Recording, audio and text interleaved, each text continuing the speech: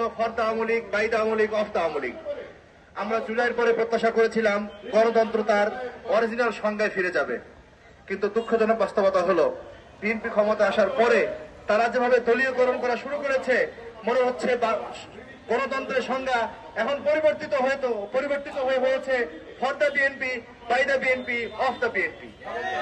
ভাই আমরা কি দেখলাম, সারা বাংলাদেশের সকল স্থানীয় সরকারে, উপজেলা, জেলা পরিষদ, সিটি কর্পোরেশন সব জায়গায় দলীয় লোকদেরকে দেওয়া হলো, জেলা পরিষদে দলীয় লোকদেরকে দেওয়া হলো, সরকারের যে অধিদপ্তরগুলো আছে সবগুলো অধিদপ্তরে বিএনপি দলীয় লোকদেরকে পদায়ন করা হইল।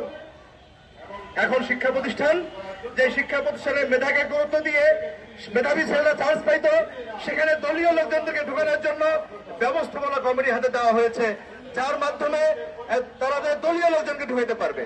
আমাদের আশঙ্কার বিষয় হলো, একটা শিক্ষক যিনি আমাদের আগামী প্রজন্মকে নৈতিকতা শিক্ষা দেবে, সে যদি তার চাকরির শুরুতে ঘুষ দিতে বাধ্য হয়, সে যদি দলীয় নেতার চামচামি করতে বাধ্য হয়, তাহলে আগামী প্রজন্ম কোথায় যাবে?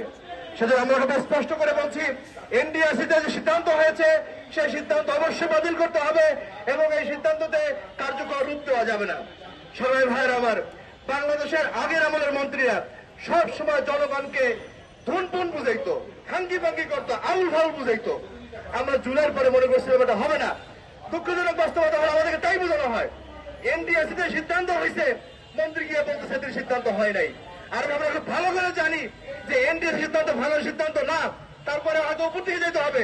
আপনারা স্বীকার করেন যে আমরা পর্যালোচনা করছি, আমাদেরকে ভূগোল শিখায়।